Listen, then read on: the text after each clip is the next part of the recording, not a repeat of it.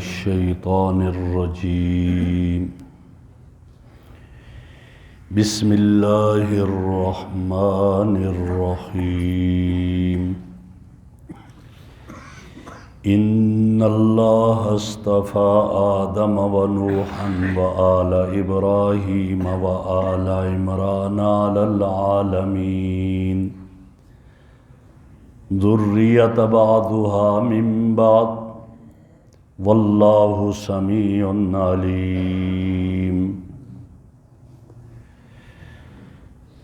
ان اللہ اصطفیٰ آدم و نوحا، اللہ رب العزت نے چن لیا، منتخب کر لیا حضرت آدم علیہ السلام کو اور حضرت نوح علیہ السلام کو و آل ابراہیم اور حضرت ابراہیم علیہ السلام کی اولاد کو و آل عمران اور عمران کی آل کو علی العالمین تمام جہانوں پر ذریۃ بعضھا من بعض، یہ بعض کی اولاد ہیں، واللہ سمیع علیم، اللہ رب العزت سننے والے اور جاننے والے ہیں۔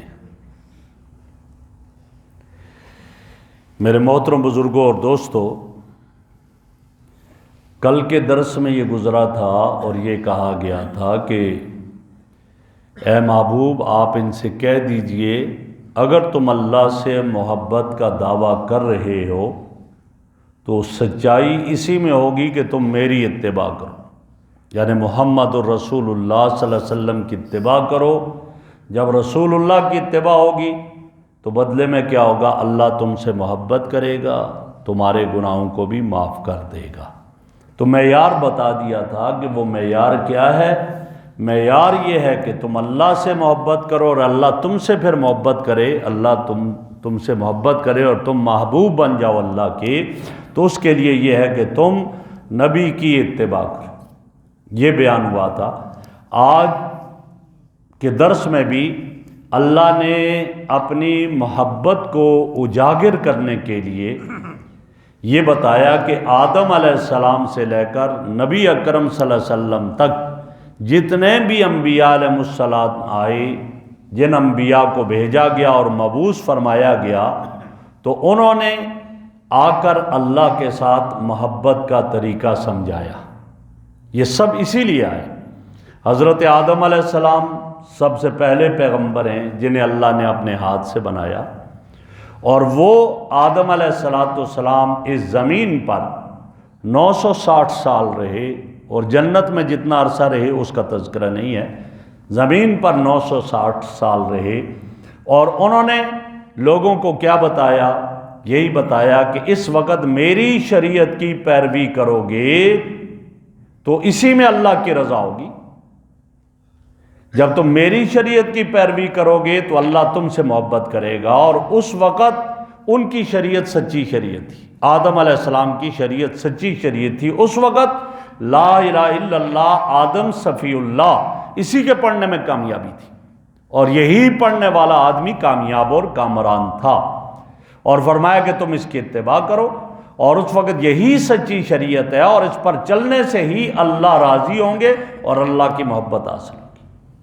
حضرت آدم علیہ السلام کے بعد سلسلہ چلا، حضرت نوح علیہ السلام آگے، انہوں نے بھی یہی بتایا کہ اگر تم چاہتے ہو کہ اللہ تم سے راضی ہو اور اللہ تم سے محبت کرے تو تم میری اتباع کرو، اور اس وقت سچی شریعت حضرت نوح علیہ السلام ہی کی تھی، تو گویا کس میں کامیابی تھی؟ لا الہ الا اللہ نوح نجیح اللہ، اس میں کامیابی تھی، اور ان کو اپنایا۔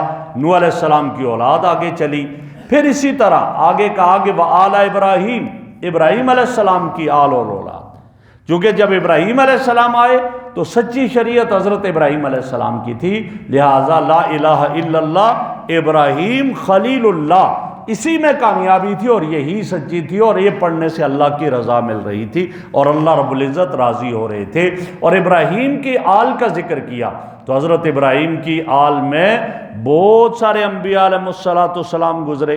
حضرت ابراہیم کی آل میں حضرت اسحاق، حضرت یعقوب، پھر آگے یہ چلتا چلتا حضرت سلیمان، حضرت داؤد علیہ السلام، حضرت موسیٰ، حضرت عیسیٰ، یہ سارے برگزیدہ پیغمبر حضرت ابراہیم کی اولاد میں سے۔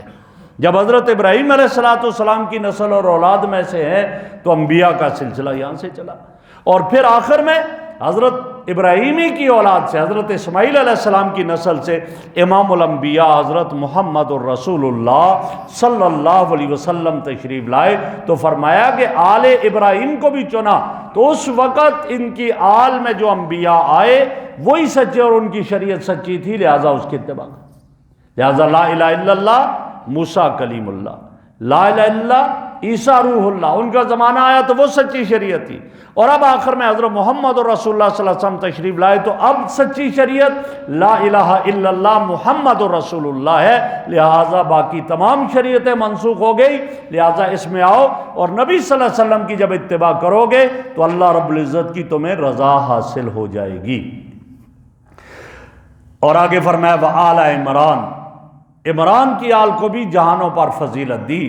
عمران کی آل سے کون عمران مراد ہیں؟ عمران دو گزرے، ایک حضرت موسیٰ علیہ السلام اور حضرت ہارون کے والد، ان کا نام بھی عمران تھا، اور یہ فرعون کے زمانے میں تھے، اور یہ نبی نہیں تھے، نیک آدمی تھے، بڑے نیک آدمی تھے، اللہ نے ان کے اولاد میں حضرت موسیٰ اور حضرت ہارون کو پیدا کیا۔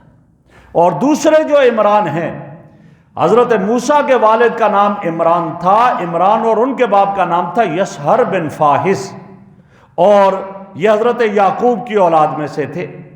اور دوسرے جو ہیں وہ حضرت مریم کے والد تھے، ان کا نام بھی عمران تھا، حضرت مریم کے والد، ان کا نام بھی عمران تھا، اور عمران ابن ماثان کہا جاتا ہے، اور یہ بھی حضرت یعقوب کی نسل ہی میں سے تھے۔ اور ان دونوں کے درمیان کتنا زمانہ گزرا؟ فرمایا ان دونوں کے درمیان 1800 سال کا زمانہ گزرا، 1800 سال کا زمانہ گزرا، یہ آئے، اور ان میں حضرت مریم کے والد وہ بھی نبی نہیں تھے، نیک آدمی تھے، البتہ وہ کون تھے؟ وہ بیت المقدس کے امام تھے، مسجد اقصیٰ کے امام تھے۔ جب مسجد اقصیٰ کے امام تھے، اور ان کی اولاد، بعضوں نے لکھا کہ ایک بیٹا تھا اور اس کا نام ہارون تھا، اور وہ فوت ہو گیا۔ جب وہ فوت ہو گیا تو اب حضرت مریم کی والدہ، حضرت مریم کی والدہ جس کا نام حنہ بنت فاقوز تھا، حنہ بنت فاقوز، اولاد کوئی بھی نہیں، پریشان ہوئی کہ اب جو ہے عمران جب دنیا سے چلے جائیں گے، مسجد اقصیٰ کی امامت ہم سے چلی جائے گی، کوئی خدمت کرنے والا نہیں ہوگا، اب کیا کیا جائے؟ تو ایک دن وہ ایک درخت کے نیچے بیٹھی ہوئی تھی اور پریشان تھی، کوئی اولاد نہیں، اتنے میں دیکھا ایک پرندہ آیا، چڑیا آئی، اور اس نے اپنے بچوں کو کھلایا، دانا کھلایا۔ جب دانا کھلانے لگی تو اب اس کا دل بھی مچلا، اور اس کا دل تڑپا، اور اس کا دل تڑپا، اور اس نے تمنا کی کاش کہ مجھے بھی اللہ اولاد دے دے، اس پرندے کو اولاد دی ہے، میری بھی اولاد ہوتی، یہ کیسے بچے اپنے کو کھلا رہی ہے، میری بھی اولاد ہوتی، میں انہیں کھلاتی۔ اللہ نے کیا کہ یہ امید سے ہو گئی۔ جب امید سے ہو گئی، اب انہوں نے نظر مانی، اور نظر کیا مانی؟ نظر یہ مانی رب انی نظرت لک ما فی بطنی محررا، اللہ میرے شکم، میرے پیٹ میں جو ہے، میں نظر مانتی ہوں کہ میں اس کو مسجد اقصیٰ کی خدمت کے لیے وقف کر دوں گی، میں اس کو مسجد کے لیے وقف کر لوں گی، یہ نظر مانی۔ اور ساتھ کیا کہا؟ اللہ اس کو میری طرف سے قبول فرما دے، قبول فرما، وہ سمجھی بیٹا ہی ہوگا، اور کہا آپ سننے والے اور جاننے والے کہ میری نیت کو بھی آپ جانتے ہیں، میں اخلاص سے کہہ رہی ہوں اور آپ سے یہ دعا کر رہی ہوں۔ یہ انہوں نے دعا مانگی، جب دعا مانگی اور پھر یہ کہ وہ یہی سمجھی کہ بیٹا ہوگا، لیکن آگے آئے گا درس میں کہ وہ بیٹے کے بجائے بیٹی ہوئی، مریم ہوئی، حضرت مریم ہوئی، لہٰذا یہ تو یہاں آل عمران سے مراد یہی ہوا کہ آل عمران سے مراد یہاں پر حضرت مریم کے والد عمران مراد ہیں، اور اس عمران کی آل حضرت مریم، اور آگے پھر حضرت مریم کا بیٹا حضرت عیسیٰ علیہ السلام، یہ ان کا ذکر کیا کہ یہ سارے انبیاء کا جو سلسلہ ہوا، یہ انبیاء کا سلسلہ اس لیے تھا کہ یہ اللہ رب العزت کی رضا حاصل کرنے کا طریقہ تمہیں آئے۔ اور یہ سارے اللہ نے کیوں بھیجے تھے؟ اس لیے فرمائے تھے کہ تاکہ ان کے ساتھ اللہ سے محبت کا طریقہ تمہیں بتائیں۔ اور شان نزول یہ بیان کیا گیا ہے، حضرت عبداللہ ابن عباس رضی اللہ تعالیٰ عنہ فرماتے ہیں کہ یہودی کہنے لگے نحن من ابنائے ابراہیم و اسحاق و یعقوب، ہم تو ابراہیم کی اولاد میں سے ہیں، اسحاق کی اولاد میں سے ہیں، یعقوب کی اولاد میں سے ہیں، ہم ابراہیم کے دین پر ہیں، ہم یعقوب کے دین پر ہیں، اور اسی طرح ہم اسحاق کے دین پر ہیں۔ تو اللہ نے یہ آیت اتاری اور فرما دیا نہیں تم جھوٹ بولتے ہو، کیوں؟ ان اللہ اصطفیٰ، اللہ نے تو ان کو چنا، حضرت آدم کو چنا، حضرت ابراہیم کو چنا، حضرت یعقوب کو چنا۔ کس لیے چنا تھا؟ اسلام کے لیے چنا، نبوت کے لیے چنا، رسالت کے لیے چنا۔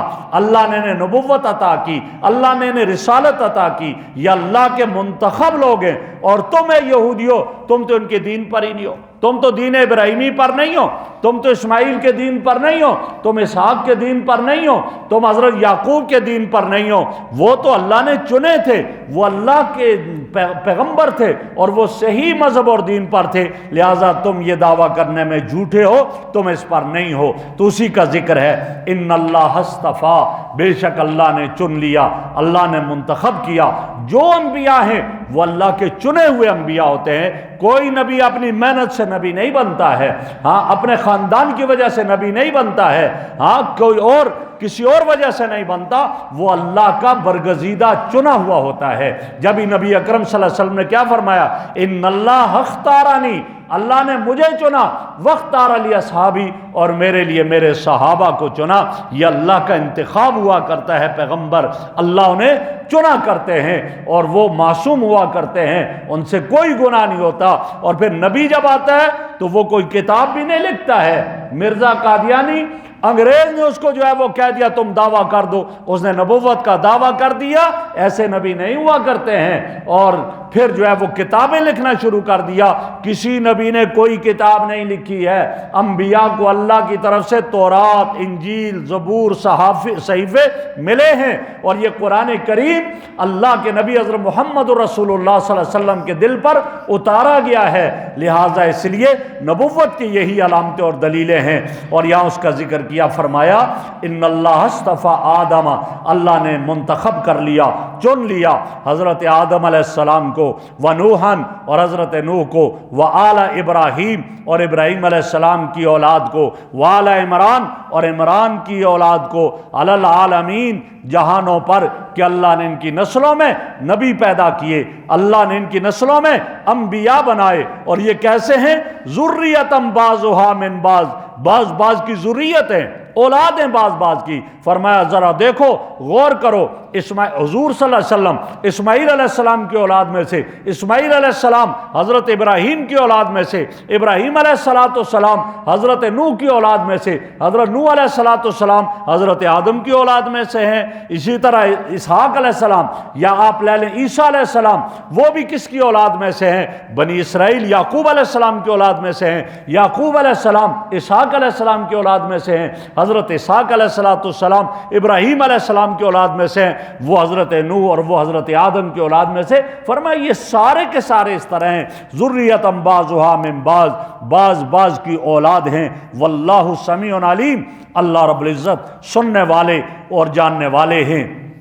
آگے ذکر کیا، اذ قالت امرأۃ عمران، جب عمران کی بیوی، یہ آیت بھی بتاتی ہے کہ اوپر آل عمران سے مراد حضرت مریم کے والد کا تذکرہ ہے، وہ عمران مراد ہے، نہ کہ حضرت موسیٰ اور حضرت ہارون کے والد گرامی۔ تو فرمایا کہ جب عمران کی بیوی نے، حنا میں نے کہا ان کا نام تھا، انہوں نے کیا کہا؟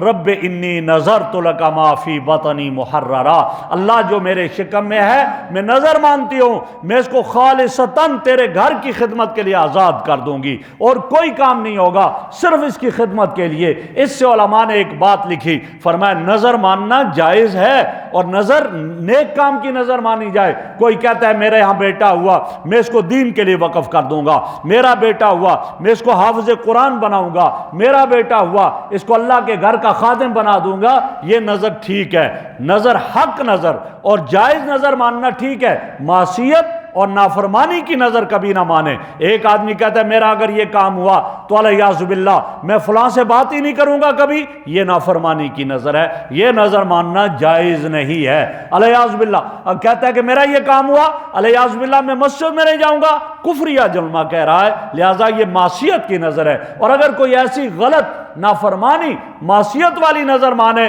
تو اس آدمی کو چاہیے اس نظر کو توڑ دے، اس قسم کو توڑ دے اور اس کا کفارہ ادا کرے، اور جو نیکی کی نظر مانی جاتی ہے اس کا پورا کرنا اس کے ذمہ لازم اور واجب ہوتا ہے۔ تو حضرت مریم کی والدہ نے، حنا نے جب یہ نظر مانی تو ساتھ کیا کہا؟ فتقبل منی، دل سے مانی تھی کہ اللہ میں دل سے کہہ رہی ہوں، لہٰذا آپ اس کو قبول کر دیجئے میری طرف سے۔ ہاں انک انت السمیع العلیم، بے شک تو دعا کو سننے والا ہے، میں دعا کر رہی ہوں، العلیم، اور تو نیتوں کو جاننے والا بھی ہے، تو دل کے راز جانتا ہے، نیت کو بھی جانتا ہے، لہٰذا میں سچی اخلاص کے ساتھ یہ نظر مانتی ہوں۔ انہوں نے نظر مان لی، پھر کیا ہوا کہ وہ حاملہ تھی اور ان کے شوہر عمران کا انتقال ہو گیا، اس کے بعد پیدائش ہوئی حضرت مریم کی، اور وہ کیا وہ آگے انشاءاللہ کل کے درس میں عرض کریں گے۔ اللہ رب العزت ہمیں عمل کی توفیق عطا فرمائے۔